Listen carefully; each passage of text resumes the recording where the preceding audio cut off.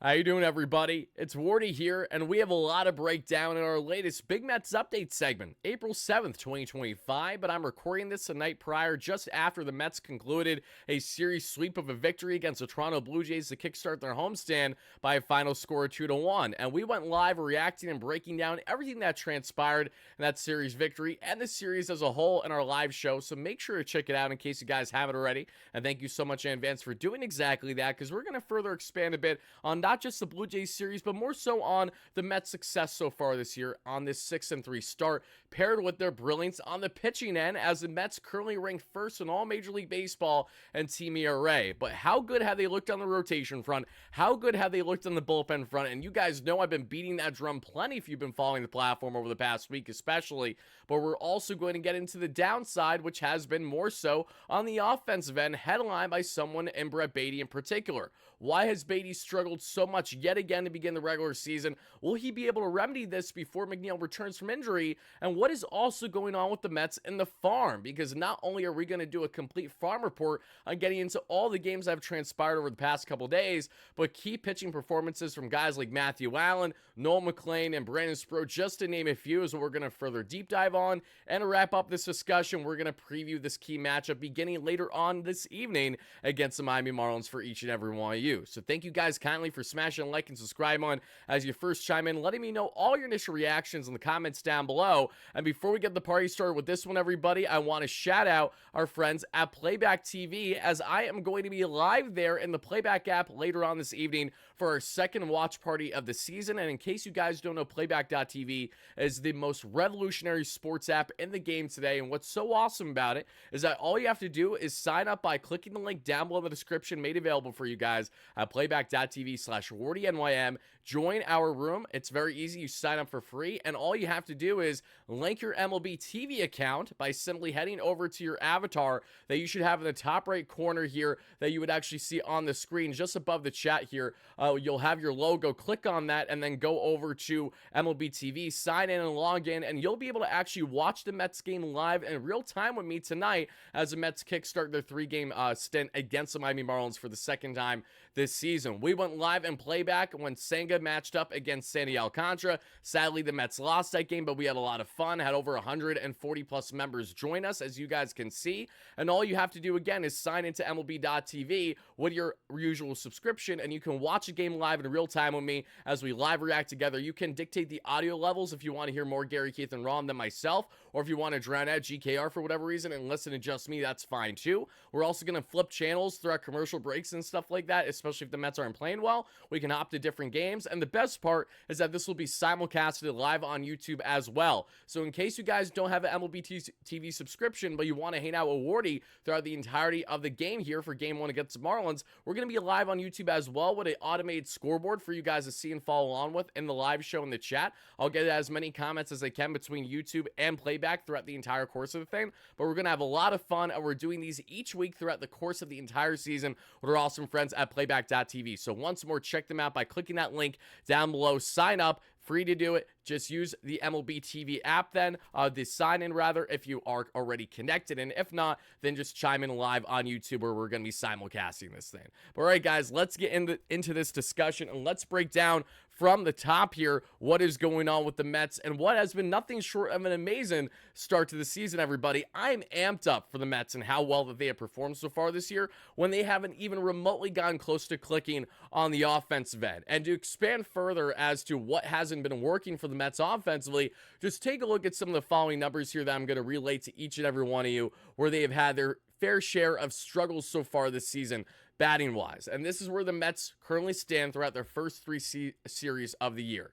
And walks, they're currently at 30, which is 16th in Major League Baseball, so just below league average. Strikeouts, they're at 67, which is the 5th most in Major League Baseball right now for batters. RBIs are at 32, which is 20th most in Major League Baseball, so they're a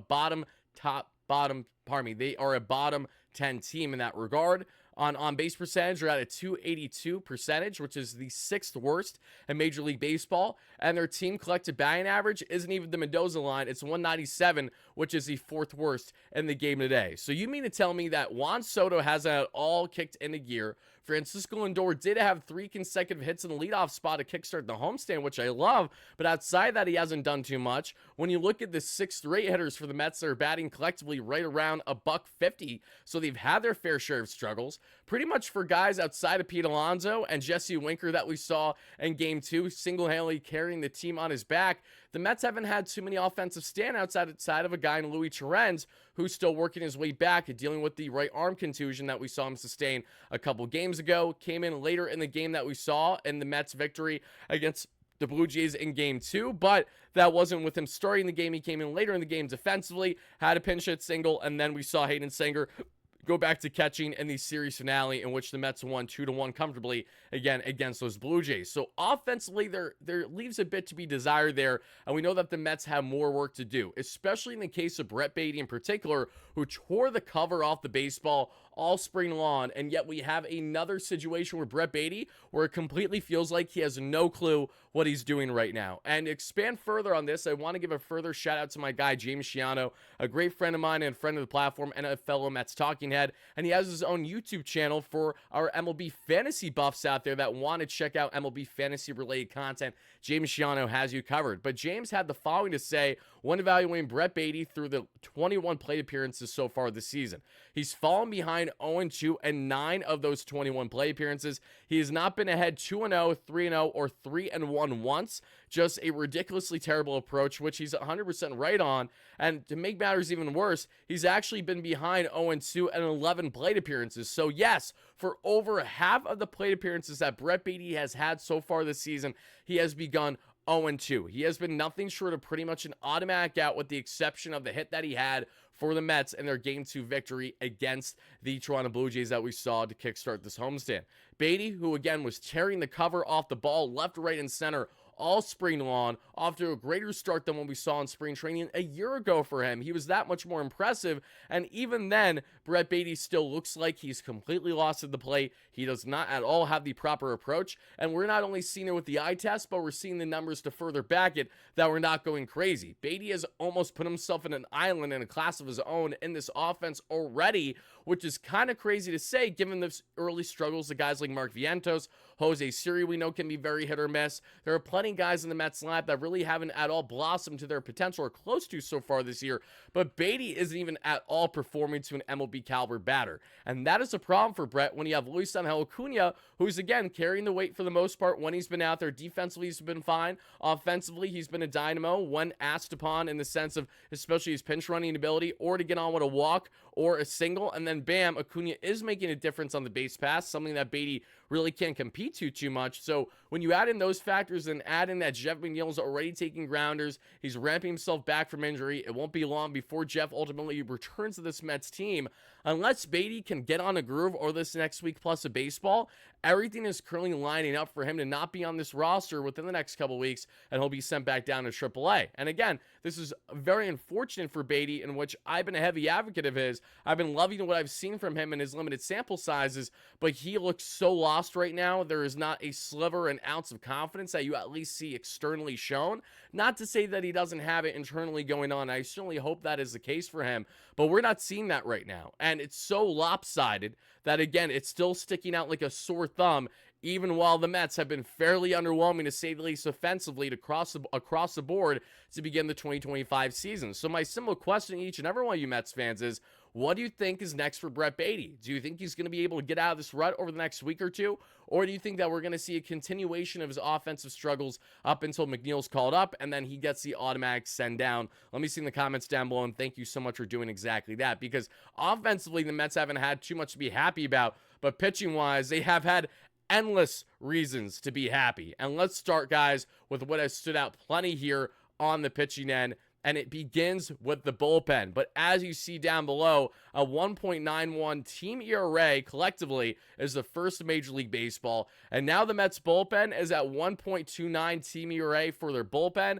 and that also in first in the game. So let's first talk about a bit on the bullpen end, and then we'll get into the rotation, because right now I'm just showing reliever highlights, and I will show rotation highlights thereafter once I talk more on the rotation front. But guys, you know that I've been barking up the Max Kranick tree all spring training long leading into the regular season. He has now pitched 7 scoreless innings for the Mets this year. He's faced 22 batters and he's retired 21 of them, with the one exception being Vladimir Guerrero Jr., who hit a single off of him in this previous series against the Toronto Blue Jays. So Max Kranick has done his job. Huascar Brosban has now pitched over 6 scoreless innings. AJ Minter has looked nails in his back-to-back outings that we saw. Again, a couple punchies there that you guys see in the highlights.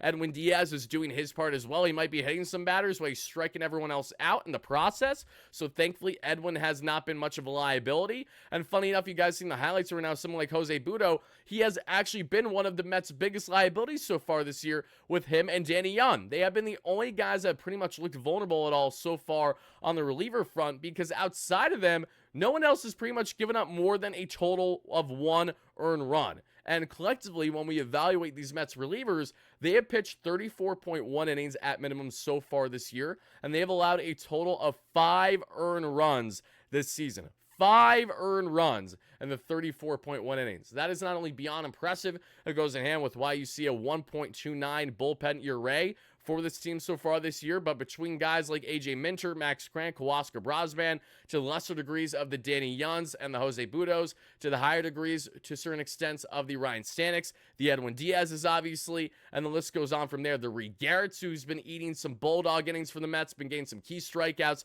including some of them that you guys are seeing the highlights right now. The bullpen has been not only as advertised, but beyond as advertised. And this is what has me so excited, because I knew very well heading into the season that the Mets built themselves a bullpen that was going to be backed with a lot of depth in AAA. You have Danilo Nunez, Jose Urena, Jesus Cabrera, Rico Garcia, Tyler Zuber, just to name a few, currently sitting comfortably in AAA right now, when those are all guys that may very well eat some innings, if not quality innings, for the Mets throughout the course of the 162. The fact that the Mets have flexibility with guys like Brosban and Kranick still having one minor league option left on their contracts is vital for the Mets to make sure that they have flexibility throughout the course of the year, but also make sure that they don't overwork guys either. So in the case of like Brosban, let's talk, for example, if he, say, gives the Mets 2.2 scoreless innings next time out there, but then you were not going to pitch him for 3 or 4 days, that could warrant the Mets to obviously make a change, especially if Danilo Nunez,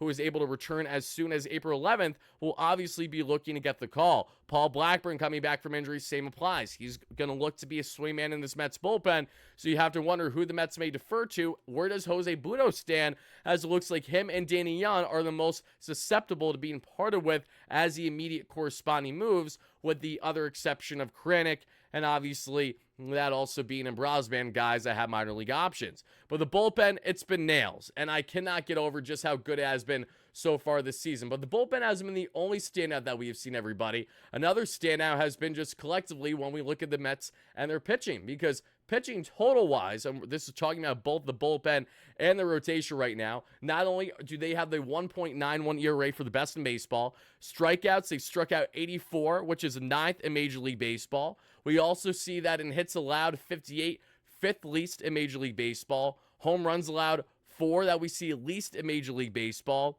Opponent batting average, 201, 5th least in Major League Baseball. The boys have been rock solid. They have been absolutely nails, and you love to see that. So not only have we seen key standouts on the bullpen end, but we've also seen standouts for the Mets on the rotation front too. And as we pull up the Mets rotation highlights for each and every one of you to check out right now, Kodai Singh and others, and wow, guys, I'm not even joking, breaking news as we're doing mid-recording right now, because I'm recording this at 12:15 a.m., April 7th technically. The bomb just dropped from Ken Rosenthal that Vladimir Guerrero Jr. has signed a 14-year, $500 million extension. He is officially staying in Toronto long-term, and there are no deferrals.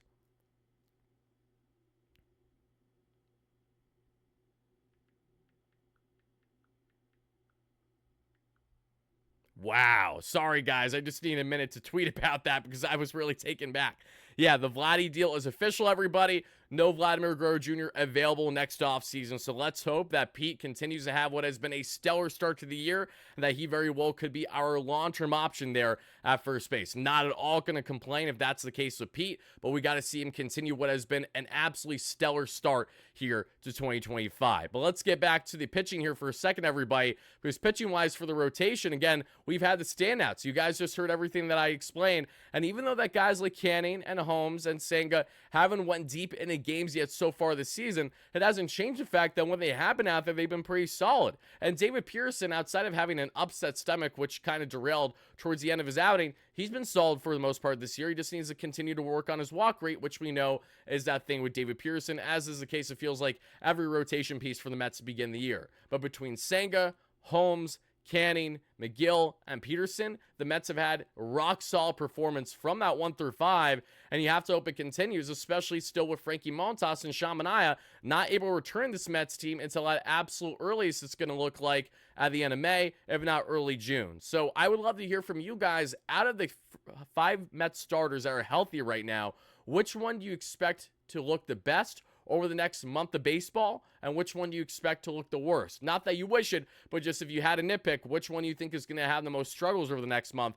Who and which one do you think is going to succeed the most? Let me know as well, everybody. And thank you so much for doing exactly that. But we have not only seen key standouts on the pitching end at the major league level, but we have also seen key standouts on the pitching end on the prospect level, which is a perfect transition now as we get into our farm report, everybody, because there's a lot to get into with this one. But let's start with what we saw there with with the Rumble Ponies over the past 24 to 48 hours. Nolan McLean toting the rubber. Former Cowboy Ohtani turned just a Cowboy now because he is not a batter at the professional level the way that he was when the Mets first drafted him out of college.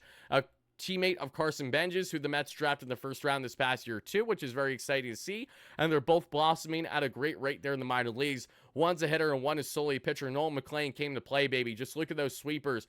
Fastball was playing up big time too. McLean goes 4 innings, 70 pitches, no earned runs, 8 strikeouts, 3 hits, and 0 walks. The highlights you see after that are not Nolan McLean, they're Matt Allan. We're going to talk more on Matt Allan and how good he looked in his outing just here in a second. But to further expand on Nolan McLean, everybody, he was absolutely nails. And he's currently ranked as the Mets' top 5 pitching prospect, or top 5 prospect in the farm as is right now for them, and understandably so. I think when you look at what we're getting in someone in Nolan McLean, he has all the makings to be a guy that could be MLB ready as soon as this season, if not for certain then next season. To expand more on McLean and what we got from him in this outing, everybody, he generated 15 swing and misses that we saw there per Statcast, and he had 54 strikes out of those 70 pitches. I mean, he was absolutely brilliant that we saw here. And between himself, Jonathan, and Brennan Sproat, all guys that blossomed greatly in the minor leagues this past year, a lot of the talk really was more emphasized with Brennan Sproat and Jonathan, I feel like, than Nolan McLean. I feel like this is now the year where Nolan is going to have more of the stardom. You're going to focus more on him than maybe you have in years past, because McLean has all the makings to be a true middle-of-the-pack rotation piece for this Mets team, if not something greater. Now, whether it happens this season or not, that is yet to be seen.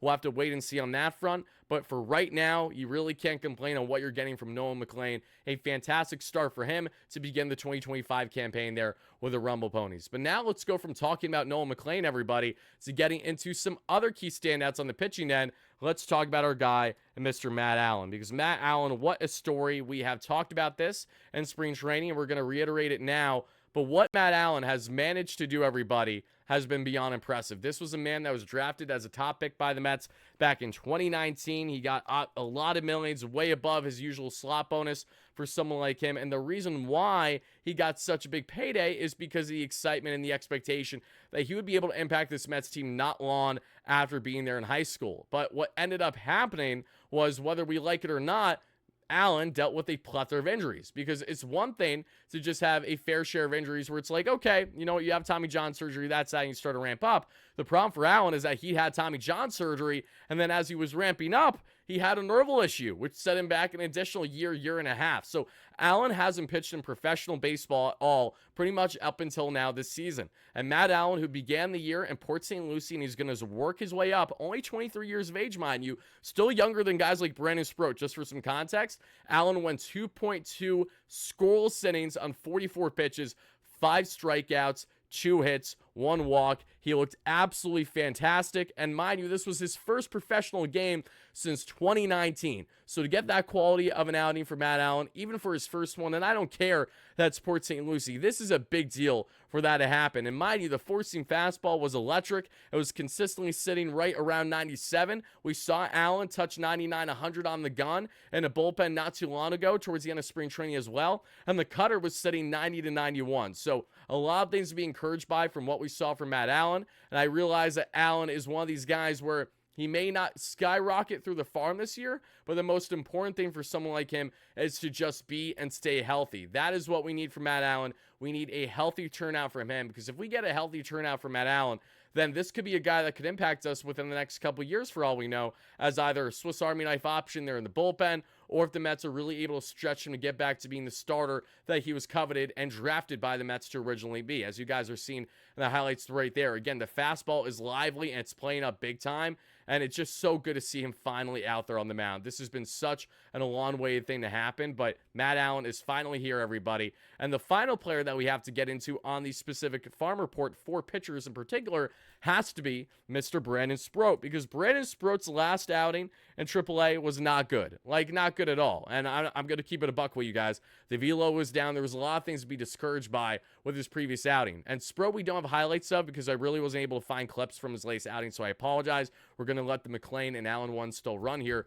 But Sproat in his latest outing for AAA Syracuse, rock solid. 4 innings of 62 pitches, 0 earned runs, 2 strikeouts, 1 hit, and 2 walks. Not complaining about that whatsoever. And Sproat, again, the fastball looked a bit better. It was more in the 94 to 96 range. He touched 98 at least once, and he threw more strikes and induced a good amount of weak contact on the ground, and he generated a total of 8 ground outs. So inducing those ground outs is important, especially with the sinker, and obviously we know he is a flamethrower and right-hander Sproat, but he struggled with the shape of his fastball at times and just the consistency overall. Working with that along with his off-speed and breaking pitches will be key to Sproat and how quick he can find himself to the major leagues, because he has all the ability to be an MLB caliber pitcher as soon as this year for the Mets. I firmly believe that, but he just needs to make sure he has some stability there in the minor leagues and Syracuse first in order to take that next big step to actually find himself as a solidified, a comfortable major league player. He's not there yet, but he hopefully will be there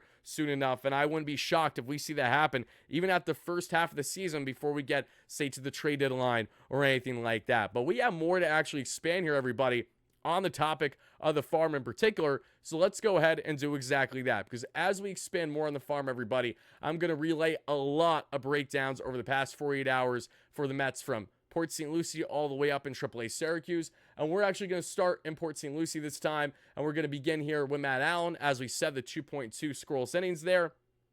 Other notables we saw was Drew Gilbert, who was batting leadoff in that game in which the Mets lost 6-0 to the Hammerheads. Jesus Baez, who's one of the hardest hitters in all the Mets minor leagues outside of guys like Ryan Clifford. He went 0 for 3 in this game. Marco Vargas, who's trying to work his way up in the farm, originally acquired in the David Robertson trade with the Miami Marlins at the 2023 trade deadline. He went 2 for 2. That was nice to see. Davison Gutierrez, an exciting catching prospect, Venezuelan prospect too, doing his best Alvarez impression out here, looking solid to start the season too. More no-fers for a guy and Colin Houck, former top draft pick by the Mets 2 years ago, under the Billy Epper regime, and has aged like milk so far, but I'll give him benefit of the doubt. It's throughout his first year or so at the professional level. So he's got a lot more work to do, and he's unbelievably young.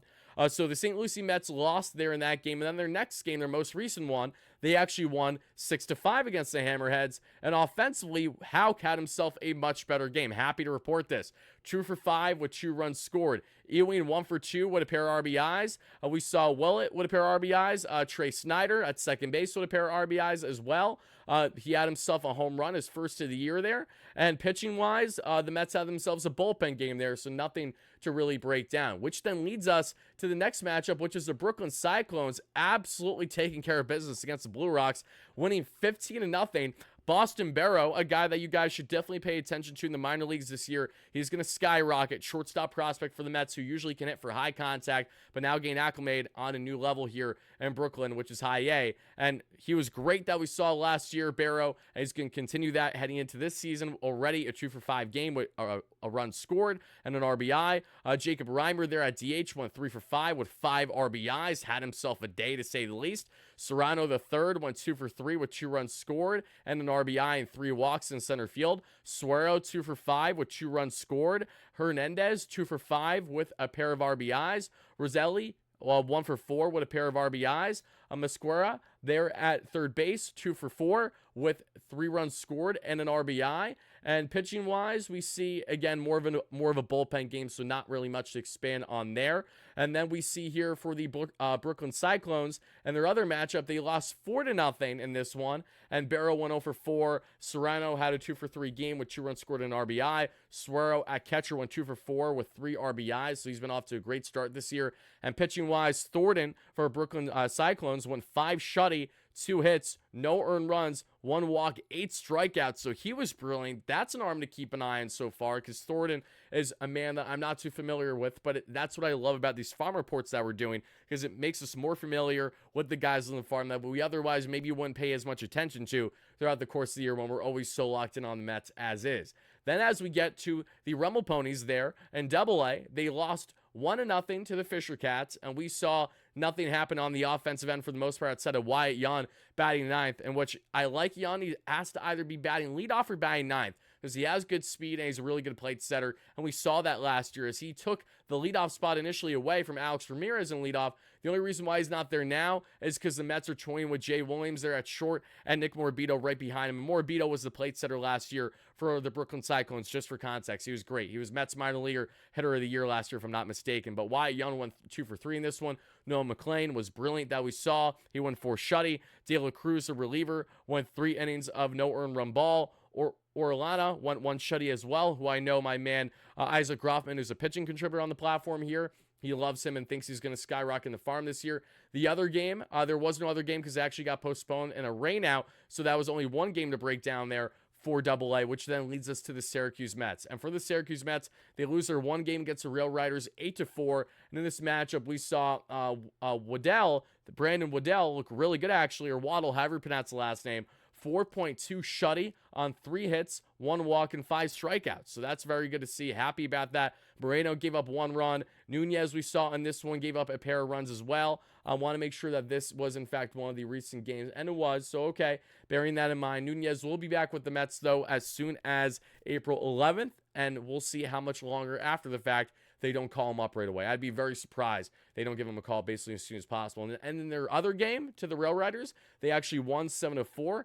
Donovan Walton didn't get a hit in leadoff, but Jose Alzgar, who looked great in spring, went 2-for-4 with a run scored and 3 RBIs thanks to his first home run in AAA this year. De Los Santos went 1-for-4 with a run scored and a pair of RBIs. And Mr. Jordan in left field went 2-for-3 with a run scored and an RBI as well. And pitching-wise, Brandon Sproat went the 4 strong innings that we saw.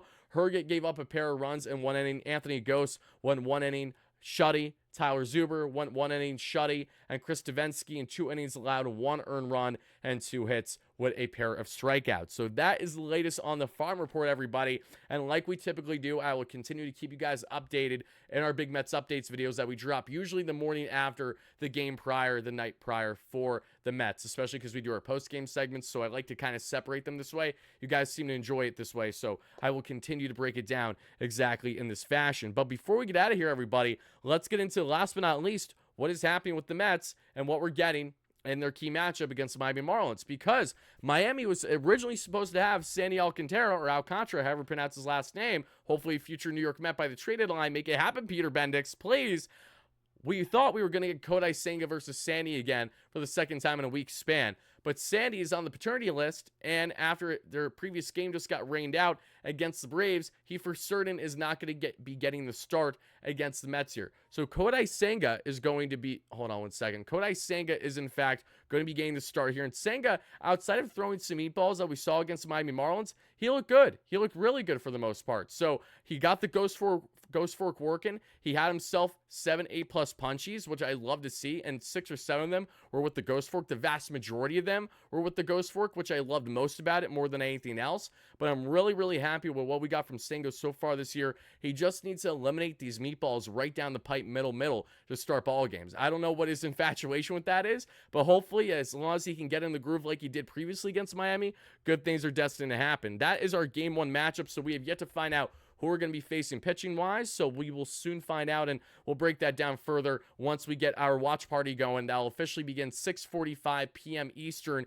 here live on YouTube and the playback app that you guys can check out, link down below, as we stated earlier. In game 2, though, we have Connor Gillespie facing the Mets again, with Clay Holmes showing the rubber for his 3rd start of the year. I need to see Clay Holmes go at least 6 innings, okay? It needs to happen. It's against the Miami Marlins. I know Clay's getting stretched out as a starter for the first time in forever. Regardless, it still needs to happen, and that's what I got to say about that. So Clay Holmes, we see, again, with the 2.89 ERA, looking solid so far this year, but he has yet to even give the Mets 5+ innings of work fully, so let's see if he can give that, and maybe even then some with a 6th inning outing there in game 2. And game 3, we have Meyer, who's a very young, exciting right-hander for the Marlins, facing off against Tyler McGill, who's been off to a very strong start this year. McGill, especially his last outing that we saw in victory fashion. McGill, though, that we see is 2-0 on the year with a .87 ERA, facing off against Meyer with a 3.09 ERA and an 0-1 start to the year with 15 strikeouts to McGill's 10. So offensively, there isn't too much to break down. We know how pesky the Marlins are. They're a very young, swing-happy, rookie-based team under Peter Bendix and this retool/rebuild. We're very aware of that, and we know that they're going to play small ball well, and we also know that they're going to try and take advantage of bad fundies by the Mets. So it's imperative to make sure that guys like Vientos can command things well at the hot corner, at least, again, hold their own and have just some stability there, as well as making sure that the pitching just continues to do their job. You know, this should be a comfortable series victory for the Mets. It should be a comfortable 3rd consecutive series victory for the Mets, and it should be a comfortable series sweep back-to-back, just like what they did with the Toronto Blue Jays.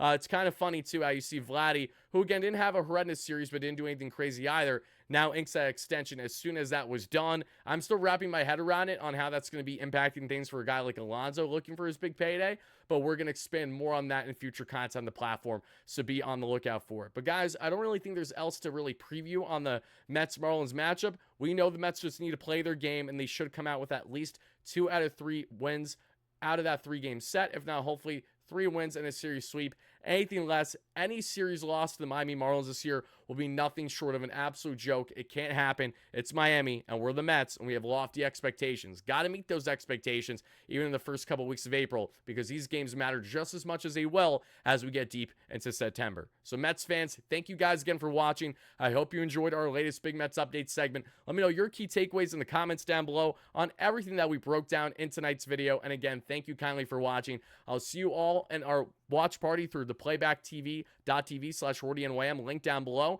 and the app, as well as live here simulcasted on YouTube. And then we'll be live for a post-game coverage directly after that stream in a separate show here on the platform. Have a great one, folks. And as always, no matter what, let's go Mets. Peace out.